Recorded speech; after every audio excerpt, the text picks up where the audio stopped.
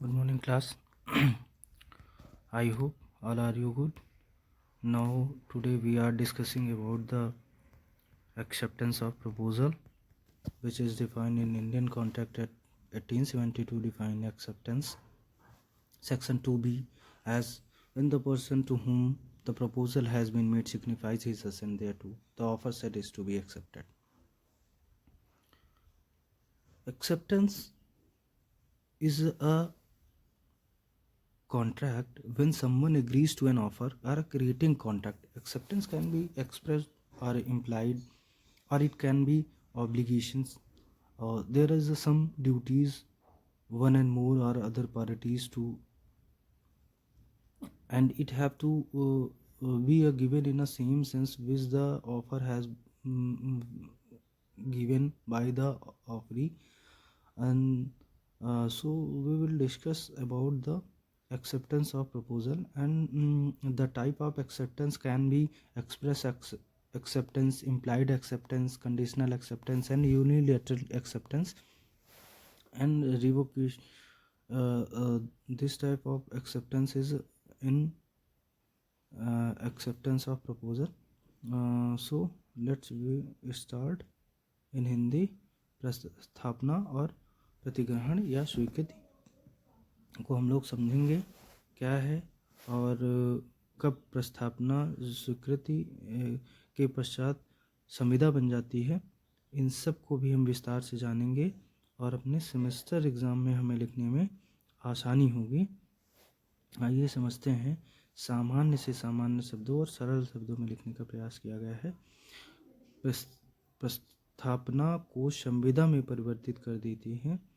सामान्य प्रतिग्रहण प्रस्थापना को संविदा में परिवर्तित कर देती है और संविदा के निर्माण में प्रस्ताव के बाद अगला महत्वपूर्ण कदम प्रतिग्रहण या स्वीकृति की होती है. अधिनियम की धारा 2B में प्रतिग्रहण एक्सेप्टेंस शब्द को परिभाषित किया गया है. जबकि वह व्यक्ति जिसे प्रस्थापना की जाती है उसके प्रति अपनी अनुमति संज्ञापित करता है तब वह प्रस्थापना प्रगति हुई कही जाती है. जब व्यक्ति कोई ऑफरर के द्वारा किसी चीज़ को करने के लिए ऑफ़र किया जाता है तो स्वीकृतकर्ता उसे स्वीकार कर लेता है तो वह स्वीकृति हो जाती है.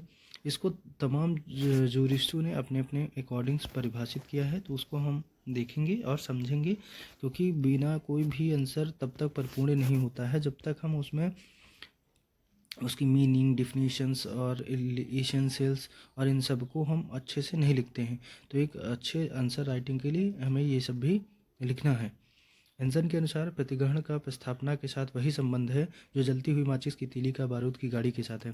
अर्थात जिस प्रकार बारूद माचिस की जलती हुई तीली के संपर्क होने पर बारूद का रूप बदल जाता है, उसी प्रकार प्रस्थापना का प्रतिग्रहण हो जाने के बाद प्रस्थापना का रूप बदलकर संविदा में परिवर्तित हो जाता है. प्रतिग्रहण शब्द का अर्थ किसी बात को स्वीकारना या उससे सहमत होना है. उदाहरण, आ अपने मकान को 1000 रुपये में विक्रय करने की प्रस्तावना बा से करता है. बा उस मकान को 1000 रुपये में करने की अनुमति देता है. यहाँ पर बा के द्वारा प्रस्थापना प्रतिज्ञित समझी जाती है. प्रस्थापना जब प्रतिज्ञित हो जाती है तब प्रतिज्ञा बन जाती है. ये 2B में परिभाषित किया गया है. इसके आवश्यक तथ्य क्या है?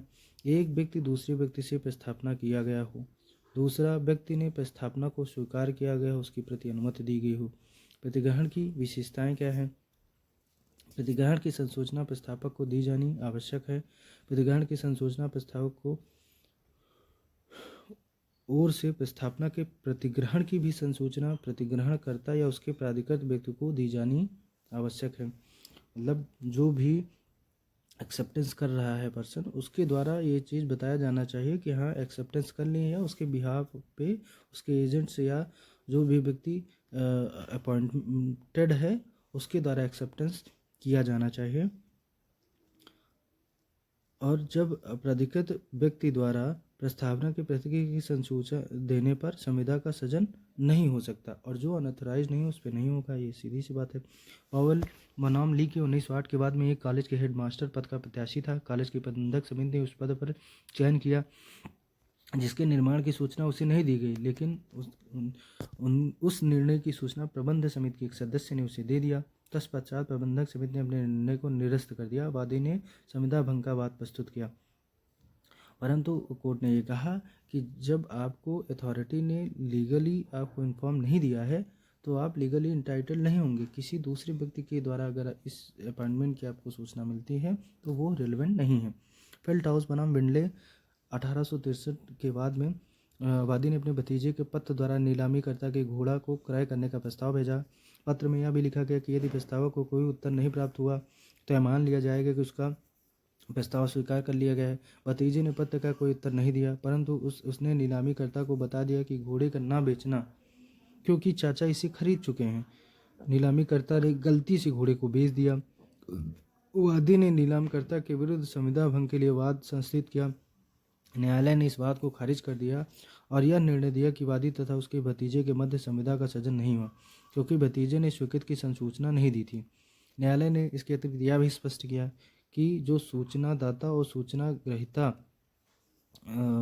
जो एक्सेप्टेंस करने वाला है उस पर एक्सेप्टेंस का प्रतिग्रहण का भार नहीं थोपा जा सकता है। अतः प्रस्थापक यह घोषणा नहीं कर सकता कि प्रस्थापी का मौन प्रतिग्रहण प्रकल्पित कर लिया जाए।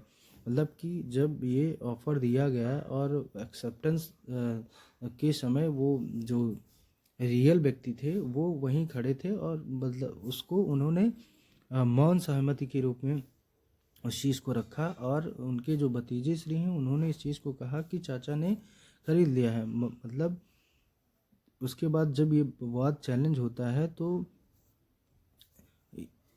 कि ये एक्सेप्टेंस नहीं माना जाएगा। Mere silence is equivalent not to speak.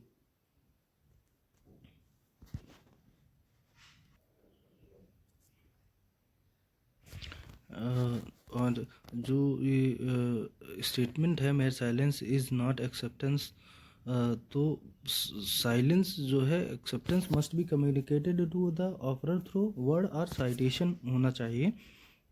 फिर दूसरा है प्रस्थापना का प्रतिग्रहण केवल प्रस्थापी द्वारा किया जाना चाहिए। प्रस्थापना का प्रतिग्रहण केवल प्रस्थापी द्वारा किया जा सकता है उसके या उसके द्वारा कोई अपॉइंटेड व्यक्ति के द्वारा किया जा सकता है। प्रतिग्रहण की अभिव्यक्ति होनी चाहिए, केवल मानसिक सहमति नहीं, mental assent is no assent, बल्कि इसकी बाह्य अभिव्यक्ति होनी चाहिए। भगवान दास बनाम गिरधारी लाल 1966 के बाद में स्पष्ट किया गया कि मानसिक सहमति से करार की उत्पत्ति संविदा का सृजन नहीं होता है। प्रस्ताव स्वीकृत देने के इरादे या आशय से संविदा का निर्माण नहीं होता, बल्कि इसके इरादे या आशय का अभिव्यक्ति होनी चाहिए। रामजी दयाल एंड सन्स बनाम इन्वेस्टमेंट बोर्ड्स में बनाया गया है। प्रतिग्रहण अभिव्यक्ति या विवक्षित हो सकती है। जहाँ प्रस्थापना का प्रतिग्रहण मौखिक या लिखित शब्दों द्वारा किया जाता है या उसे अभिव्यक्ति या प्रतिग्रहण करते हैं, यहाँ पर प्रस्तावना प्रतिग्रहण शब्दों अन्यथा आचरण द्वारा भी उसे विवक्षित प्रतिग्रहण कहा जा सकता है। धारा 8 के अनुसार प्रस्थापना की शर्तों का पालन मात्र ही प्रतिग्रहण है। जो भी एक्सेप्टेंस की टर्म्स कंडीशन उनको फुलफिल करेंगे तो आप जो है ये माना जाएगा कि आपने ऑफर को एक्सेप्टेंस कर लिया है। प्रतिग्रहण पूर्ण और सशर्त होनी चाहिए। प्रस्तावना को वचन में परिवर्तित करने इसका प्रतिग्रहण आवश्यक। धारा 7 के अनुसार पूर्ण एवं असर्त होनी चाहिए, पूर्ण एवं असर्त होनी चाहिए। और फिर है सामान्य एवं युक्तियुक्त ढंग से अभिव्यक्त किया होना चाहिए। भारतीय संविधान में प्रस्तापित से अपेक्षा की जाती है कि प्रस्तावक द्वारा नियत ढंग से प्रतिग्रहण की संसूचना देना चाहिए। जब प्रतिग्रहण की संसूचना प्रस्तावक द्वारा बताई गई विधि से नहीं होती तब प्रस्तावक युक्त समय के भीतर अस्वीकार कर सकता है। अगर आपने टाइम पे नहीं बताया और चीज़ें क्लियर नहीं की तो एक्सेप्टेंस डिनाई हो सकता है। प्रस्तावक स्वीकार नहीं करता तो मान लिया जाता है कि उसने प्रतिग्रहण को स्वीकार कर लिया है। इलियासन बनाम हिंसा 1819 के बाद में प्रतिवादी ने वादी से कुछ आटा क्रय करने हेतु प्रस्तावना एक वैगन द्वारा भेजा तथा प्रतिग्रहण उसे लारी द्वारा भेजने को कहा, लेकिन वादी प्रतिग्रहण डाक द्वारा भेजा ताकि जल्दी मिल जाए, लेकिन प्रतिग्रहण वैगन पहुंचने के पश्चात प्रतिवादी को प्राप्त हुआ। प्रतिवादी इस किए गए प्रतिग्रहण को अस्वीकार कर दिया। न्यायालय ने निर्णय दिया कि अनिर्धारित तरीके से किए गए प्रतिग्रहण से प्रतिवादी बाध्य नहीं है। मतलब कि आप अगर ऑफ़र दे रहे हैं टेलीफोन के माध्यम से तो एक्सेप्टेंस भी टेलीफोन से हो। अगर आप डाक द्वारा या तार द्वारा दे रहे हैं तो डाक द्वारा या तार द्वारा ही आपका एक्सेप्टेंस एक्सेप्ट किया जाएगा। कंसीडर किया जाएगा। न्यायमूर्ति के शाह के शब्दों में भगवान दास वर्सेस गिरधारी लाल 1966 के बाद में केवल मस्तिष्क की दशा से करार उत्पन्न नहीं होता है। मेरे meeting of minds is not a contract. प्रस्तावना को स्वीकार करने के इरादे या आशय से केवल संविदा नहीं हो जाती। इस आशय का कोई न कोई बाह्य साक्ष्य मिलना चाहिए, चाहे लिखित हो, मौखिक हो या शब्दों द्वारा या किसी अन्य द्वारा होना चाहिए। आचरण द्वारा प्रतिग्रहण का उदाहरण ब्रॉडगेन बनाम मेट्रोपॉलिटन रेलवे कंपनी 1877 के बाद में मिलता है। न्यायालय ने निर्णय देते हुए कहा कि कंपनी के अभिकर्ता द्वारा संविदा के कागजों को दराज में रख लेना स्वीकार करने का साक्ष्य तो था, किंतु उसने कोई बाह्य लक्षण नहीं दिया था और यही पर्याप्त प्रतिग्रहण नहीं था। परंतु संविदा के आधार पर कोयला स्वीकार करना, उसके दाम देना ऐसा कार्य था जिससे आशय स्पष्ट हो जाता है कि यह संविदा वैध थी। प्रस्तावना की शर्तों को पूरा करना आचरण द्वारा स्वीकृत का एक अन्य ढंग है। ऐसा लोक प्रस्तावना में देखा जा सकता है जिसमें वचन के बदले में कोई कार्य मांगा जाता है। इस संदर्भ में धारा 8 का उपबंध करता है कि किसी प्रस्तावना की शर्तों का पालन या व्यतिकारी वचन के लिए जो प्रतिफल किसी प्रस्तावना के साथ पेश किया गया हो उसे प्रतिग्रहण या उस प्रस्तावना का प्रतिग्रहण है। आचरण द्वारा स्वीकृत के अन्य उदाहरण लाइफ इंश्योरेंस कॉरपोरेशन बनाम इंडिया के बाद में ये बात आई कि न्यायालय ने प्रीमियम के चेक की स्वीकृत प्राधिकारियों द्वारा प्रस्तावना पर विचार करने से पूर्व प्रस्तावक की मृत्यु हो गई कोई संविदा नहीं है। हिंदुस्तान कोऑपरेटिव सोसाइटी बनाम सेक्शन AIR 1952 के मामले में न्यायालय ने कंपनी द्वारा चेक को भुगतान दिया और प्रतिग्रहण सूचना प्रतिग्रहिता या उसके अभिकर्ता द्वारा दिया जाना। इस सिद्धांत का दूसरा प्राकृतिक पहलू यह है कि प्रतिग्रहण की संसूचना प्रतिग्रहण या उसके अभिव्यक्ति द्वारा मिलनी चाहिए या अन्य किसी व्यक्ति द्वारा की गई सूचना पर्याप्त नहीं है। दृष्टांत है, खा डाक द्वारा भेजी गए का की प्रस्तावना को स्वीकार करता है।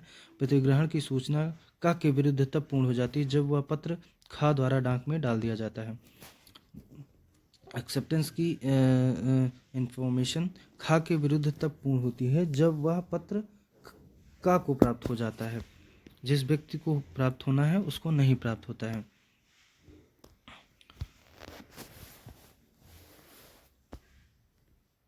डाक व तार द्वारा स्वीकृति। डाक व तार द्वारा स्वीकृत के मामले में संविदा उसी समय स्थान पर पूर्ण होती है जब स्वीकृत पत्र डाक में डाल दिया जाता है अथवा तार पोस्ट ऑफिस को दे दिया जाता है और पात्र डाक में डाले जाने के बाद अथवा तार पोस्ट ऑफिस को दे दी जाने के पश्चात प्रस्तावक अपनी प्रस्तावना को वापस नहीं ले सकता, भले ही उसे पत्र अथवा तार न मिला हो।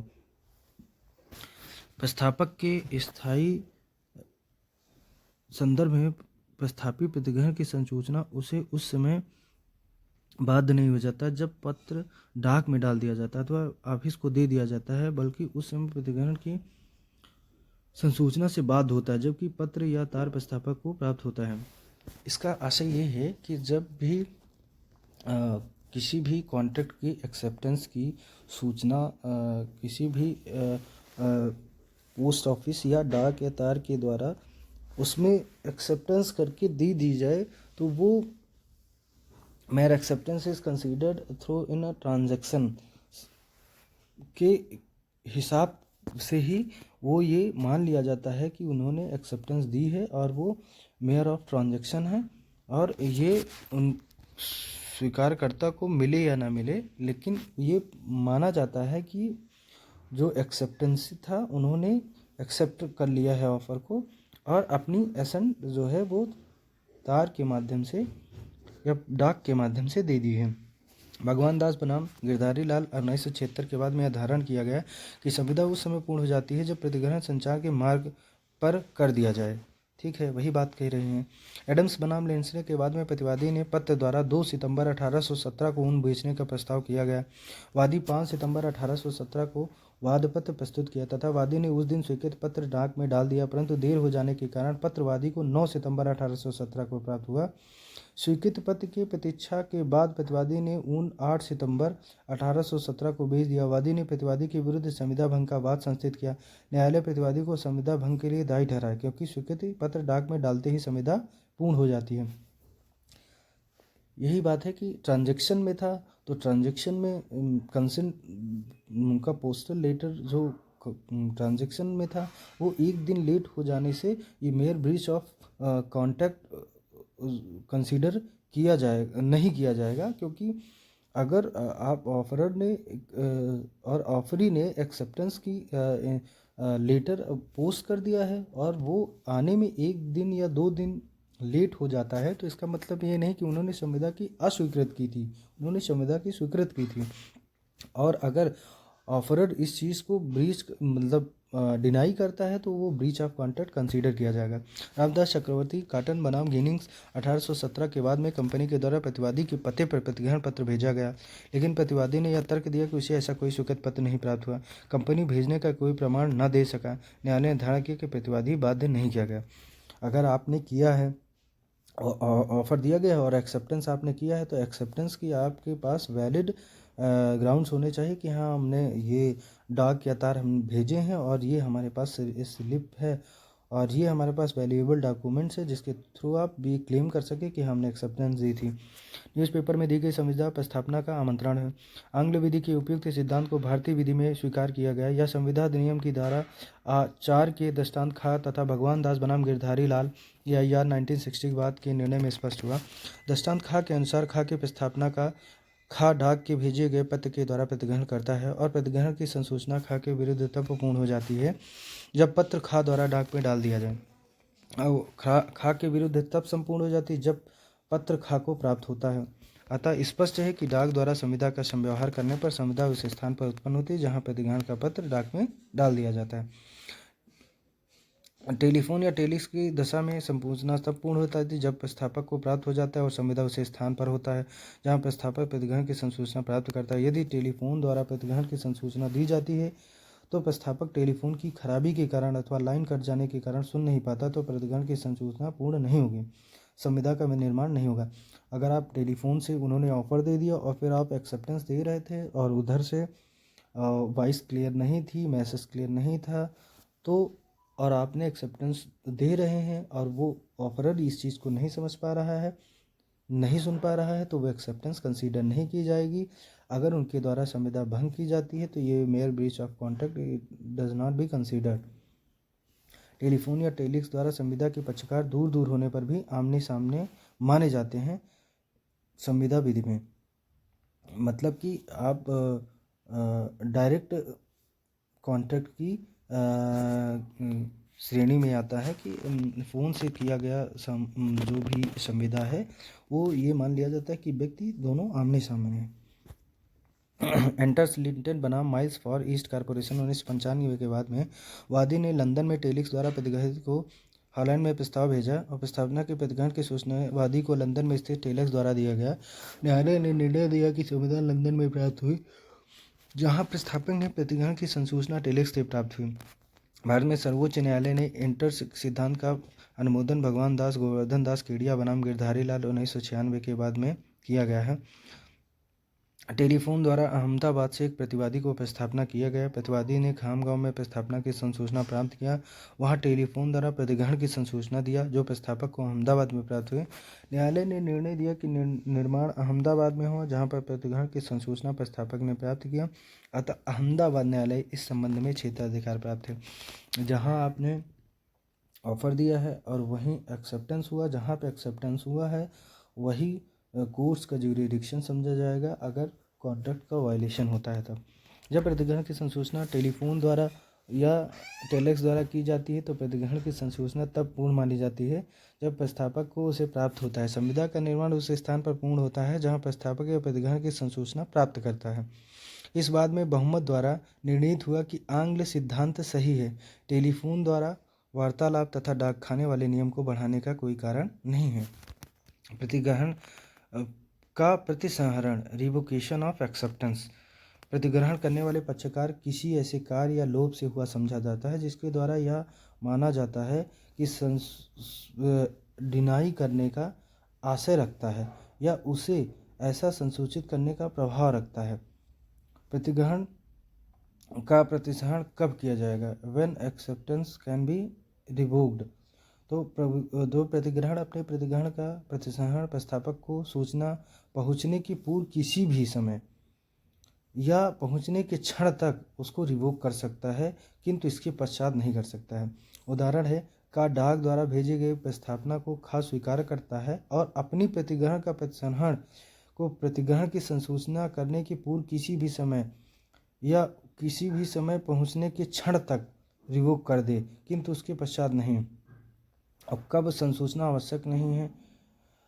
ऐसी परिस्थितियां जिनमें एक्सेप्टेंस की सूचना आवश्यक नहीं है, इस स्थिति में लोक प्रस्थापना की दशा में होती है। स्मोक बाल कंपनी के बाद में न्यायालय ने कहा कि एक्सेप्टेंस की संसूचना प्रस्थापक को भले के लिए होती है, प्रस्थापक चाहे इसकी आवश्यकता को काट सकता है। ऐसी स्थिति धारा 8 के उपबंधों में भी स्पष्ट है। एक पक्षी संव्यवहार की दशा में प्रतिग्रहण की संसूचना की आवश्यकता को काटा जा सकता है। एक पक्षी संव्यवहार में प्रस्थापक का कोई कार्य मांगता है, जैसे नदी को तैर कर पार करने के लिए इनाम आदि इसके उदाहरण हैं। Acceptance should be absolute and unequalled. प्रतिग्रहण आत्यंतिक और अविशेषित होनी चाहिए। किसी प्रस्थापना के प्रतिग्रहण के ढंग को बताती है। धारा 7 उपधारा 1 के अनुसार प्रस्थापना को वचन में संपरिवर्तित करने के लिए प्रतिग्रहण आत्यंतिक और अवशेषित होना चाहिए। अब हम जो है प्रतिग्रहण के लिए कुछ केस लॉज हैं उनको भी समझेंगे। और पहला केस है ब्रोकडेन बनाम मेट्रोपॉलिटन रेलवे कंपनी 1877 है।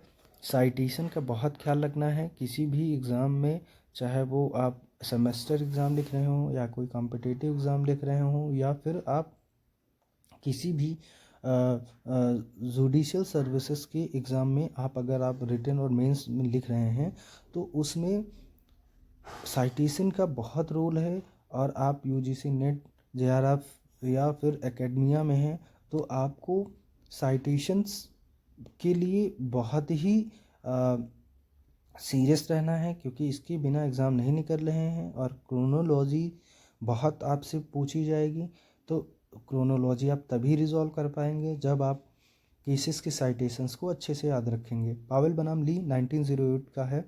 संसूचना केवल प्राधिकृत व्यक्ति से ही प्राप्त की जानी चाहिए। उस व्यक्ति द्वारा संसूचित किया जाना चाहिए जिसे प्रतिग्रहण करने का प्राधिकार है। अप्राधिकृत व्यक्ति द्वारा संसूचना विधि की दृष्टि में कोई संसूचना नहीं। जिस व्यक्ति को ऑफर दिया गया और उसने उस ऑफर को एक्सेप्टेंस कर लिया गया, तो एक्सेप्टेंस की इंफॉर्मेशन उन्हीं के द्वारा ये एसेंट दिया जाना चाहिए कि ऑफर एक्सेप्ट हो गया है। या तो उनके द्वारा कोई पर्सन अपॉइंटेड है उनके बिहाफ पे, उनके द्वारा एक्सेप्टेंस की इंफॉर्मेशन दी जानी चाहिए, एसेंट दी जानी चाहिए। Then it will be considered whether it will not be considered acceptance. Felthouse बनाम मिडले 1863 की बाद में स्वीकृत केवल प्रस्तावक को संसूचित किया जाना चाहिए। किसी अन्य व्यक्ति को संसूचित करना व्यक्ति की दृष्टि में कोई संसूचना नहीं है। Unauthorised person will not be considered. प्रस्तावक करने वाला शर्त नहीं लगा सकता जिसे प्रस्तावक किया गया है उसका उत्तरदायित्व है कि वह यदि प्रस्ताव को स्वीकार करे या इनकार करे। और एक्सेप्टेंस के लिए टर्म्स और कंडीशन की लिमिटेशंस नहीं रखी जा सकती है, और क्योंकि it will be considered breach of contract. दूसरे शब्दों में मौन को स्वीकृत के रूप में निर्धारित नहीं किया जा सकता है। और acceptance mere silence is not equal to acceptance, ये क्लियर है। भारत संघ बनाम एस नारायण सिंह AIR 1953 का एक वाद है जिसमें अंतरिम स्वीकृति उच्च अधिकारी से अंतिम अनुदान प्रदान करने के अधीन होती है। यह किसी भी पक्ष को बाध्य नहीं करता और प्रस्तावक अपने प्रस्ताव को प्रोत्साहित कर सकता है। बोल्ट बनाम जोन्स 1857 के बाद में विशेष प्रस्ताव केवल उसी व्यक्ति द्वारा किया जा सकता है जिसके लिए वह किया गया हो। फूड कॉरपोरेशन ऑफ इंडिया बनाम राकेश यादव 2007 का वाद है।